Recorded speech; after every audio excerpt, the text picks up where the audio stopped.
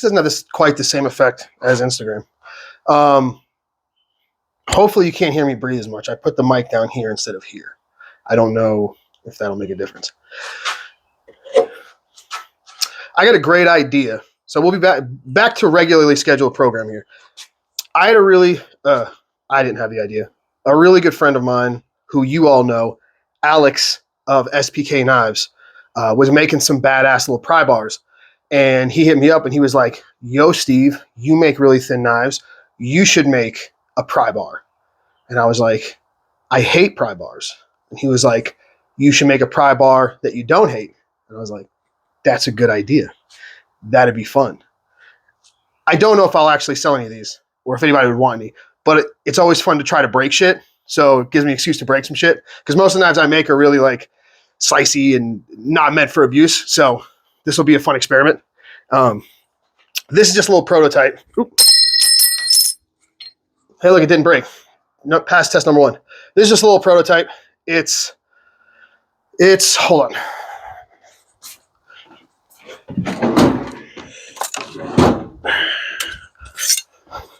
I think it's 4 1/4 inches. Hold on. It is. So the idea was I wanted to make a pry bar that I could actually use. Yeah, it's 4 1/4. So we're 4 1/4, right? I wanted to make a pry bar. So 2 things I hate about pry bars that I've always gotten. One, they're made out of titanium. And I get that titanium is the strongest steel by weight, blah, blah, blah. But none of them are the same weight. So, because they're lighter. So they're not technically, when they're talking about, God, how do I say this? It's not as strong as steel. Steel is much stronger than titanium for all intents and purposes of a pry bar. So I wanted to make one out of steel because I wanted to be able to actually use it. Because if you ever have a pry bar and you go, I use a pry bar, I've always used it for a lot of scraping. It's really handy for scraping shit, for prying, like knife makers out there. If you order knives or steel from New Jersey Steel Baron, they feel the need to fucking, with like 2-inch fucking copper staple guns, just bolt these fucking packages like the steel's gonna break on the way to your house. I don't know why they do. They don't just fucking tape it, but you got to literally sit there and pry and rip the whole thing open to get your goddamn steel out. Stuff like that. I like keeping a pry bar on me for scraping and prying shit, and you get locked out the house. Just things. I'm trying to think of stuff that I use. I use it all the time, or I did when I would have them, but I would always bust them because they were like aluminum or titanium, and then it dings up the fucking front of it. Or the other reason is like because they're titanium, they're always like really thick. So the only I have like a little Gerber one on the end of I use this pry bar all the time when I'm making sheaths. So when you bake Kydex, it gets stuck together, get it in there, pop, pop, pop. Sometimes it gets real hot, and if you got it pressed for a long time, it like fucking fuses, and you really got to get in there. The thing that works the best is always a very thin, like one that comes down to a real acute angle. But the problem is whenever they're made out of steel, like from like Gerber, they're made out of like pot steel. And they just ding up just as easy as the titanium shit. If they're titanium, they won't be that thin anyway because they'll just bend. So I was like, I'm just going to make a steel one and see how thin I can ride it and without breaking it or fucking it up. So I just put some holes in it, kind of just little like indexing parts. You could put a lanyard on it or whatever. It weighs 2.8 ounces. This is AEBL. It's 160 thou. So 2.8 ounces, 4 1/4 inches. AEBL at 60 Rockwell. So right at 60 is where like toughness is maxed out with strength. You kind of got that perfect little cross right there. It's super duper tough. And also way harder than any titanium. And way stronger than any titanium of something this size. That's what I'm trying to say. So if you made this pry bar out of, because titanium is as strong as steel by weight. So if you made this exact to this dimensions, right? This amount of volume of titanium, it would be 1/3 of the weight. So it would be 1/3 as strong. Anyway, that's why I don't like them. So I wanted to make them out of steel. I chose AEBL because it's stainless and it's tough as fucking nails. Everybody loves to talk about 3V because 3V is such a tough steel. It is extremely tough. AEBL is literally as tough as 3V, like just as tough on every single point on the Rockwell scale. So now the fun part is I want to see if I can fucking break it. Got me a fun little dead blow. First, I'm going to use a dead blow. If I don't break it, then I'm going to hit it with a straight steel hammer and see how much deformation I can get in the back of this in case you really want to fucking go hog wild. And again, like another thing, like when I glue up on my countertop, it's granite or whatever, you get all this excess glue, just fucking wink right across like a planer and just take all that fucking glue right off. But I figured these are, so this is part of a pallet that got shipped in with it, where they ship in like copper stock, copper pin stock and stuff like that I got over at the knife shop. So this is screwed in. There we go. I want you guys to see it. This is all screwed in. So this isn't just like nails. These are screwed in. So I might break it. YOLO. Also, what I want to see is, so this is like, let me grab a caliper. I want to say it's like 20 thou right here. I want to see how thin I can make this and get away with it. Because the thinner, the better. The thinner this is, the easier you can get into stuff, the more you can scrape shit. When it's this thin like this with these corners, you can cut open boxes, like tape on boxes and stuff like that. So let me grab a caliper real quick.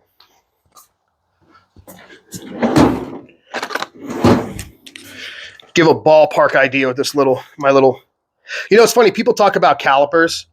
Like, I've got a Mitsuyu or whatever, that Japanese brand. It's like, they're $200 or whatever.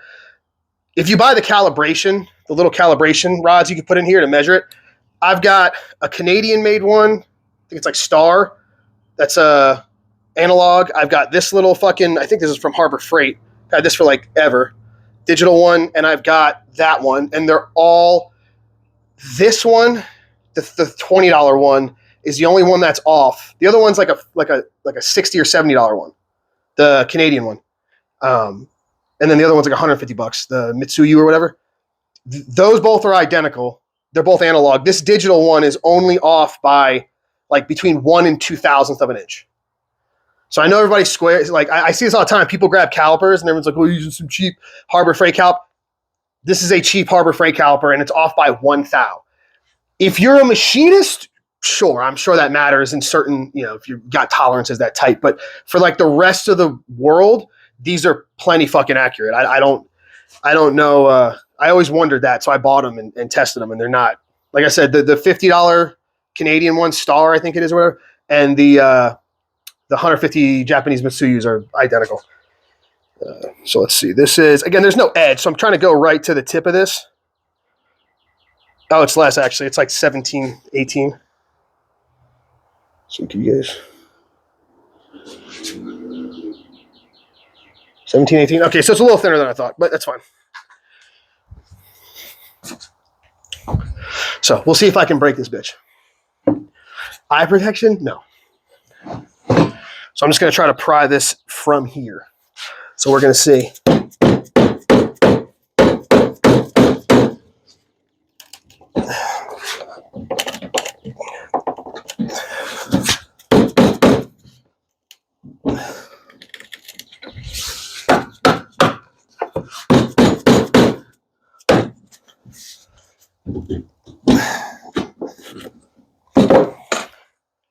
Nothing yet. I'm just trying to be brutalist. Like if you were just going to go hog wild on it. Like, again, it's 4 inches. I made it 4 1/4 because that gives me like actual leverage if I was actually going to pry on something. If I do make these, if anybody's interested in these, I might make these holes a little bigger, make it look a little cooler. But the goal is I'm going to sell these for like $60 shipped.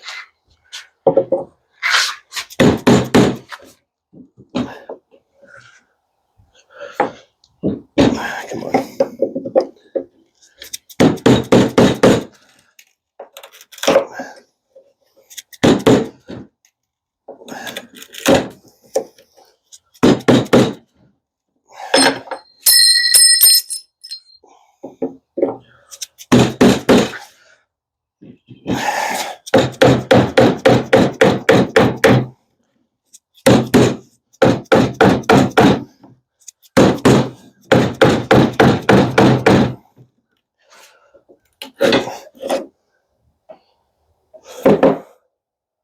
Nothing yet. See, I'm like right on the screw too. Let me see.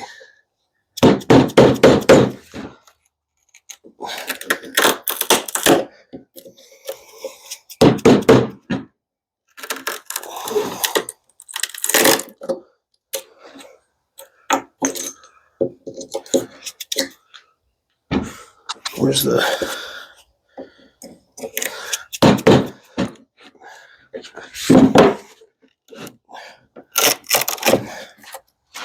Can y'all see that okay?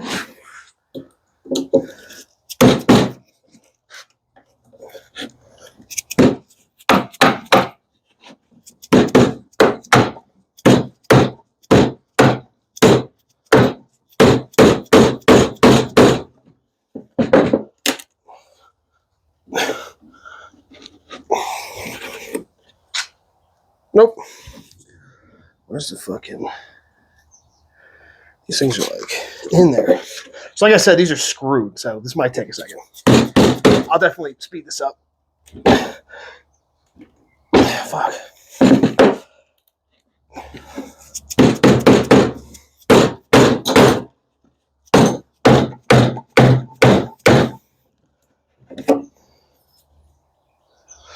I gotta get this open. Here, hold on. I got an idea. I'm gonna try to go at this end. Maybe I can get that off.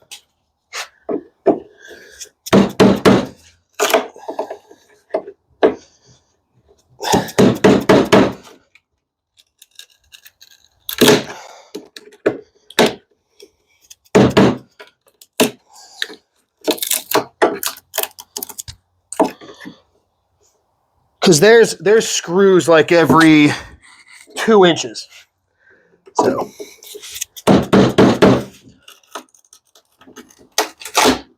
okay, well there you go.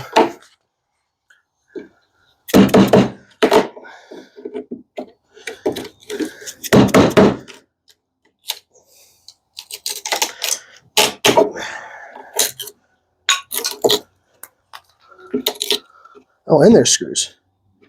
Okay. Oh, it's pine.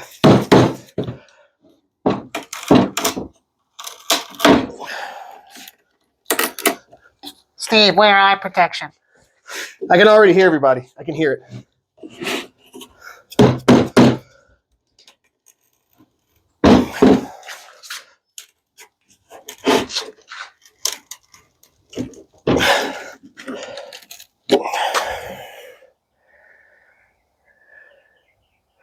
Not yet.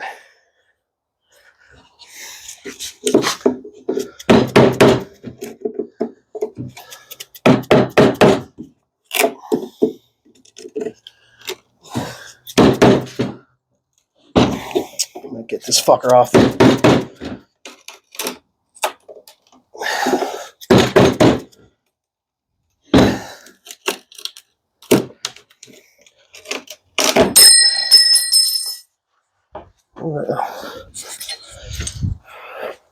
We're good.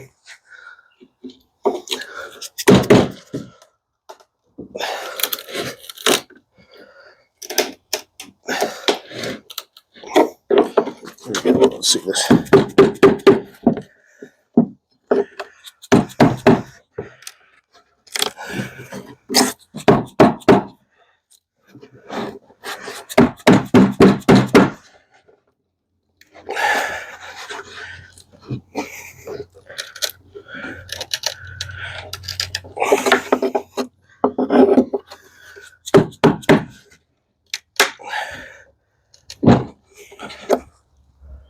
None yet. To give you some reference, when you see me hanging on this, I'm like 205. So I'm not like a light guy.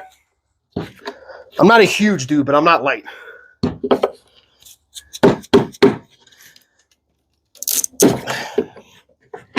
Maybe I should have picked something with nails instead of screws. So I could actually...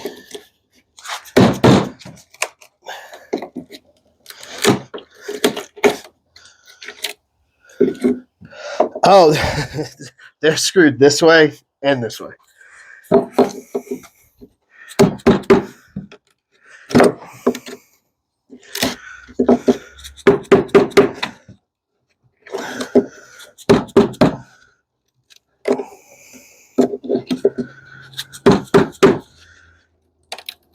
Again, these have metal in them. That's why they're so fortified. What if I could just fucking go in like that?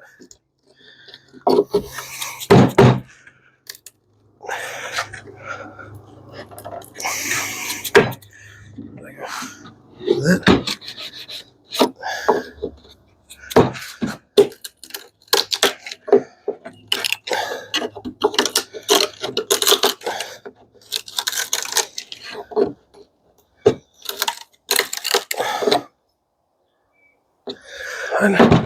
Nothing. Really? Thought I'd at least bend it. All right. Maybe I go to 61 next time. Let me see here.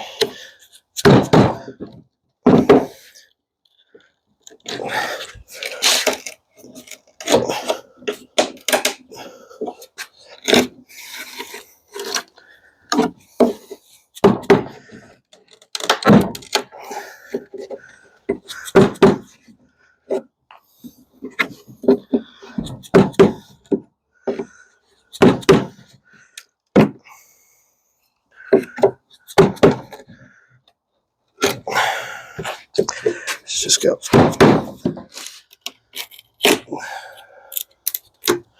Let me get part of this off one way or the other.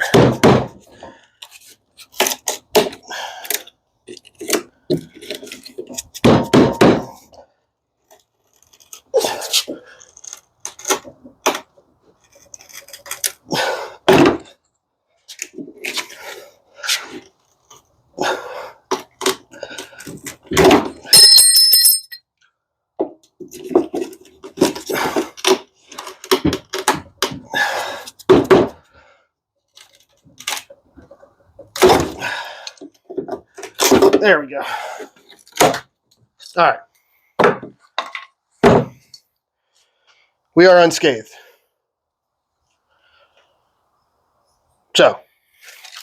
So far, so good. So just so you can see, I'm not lying. They're screwed in. So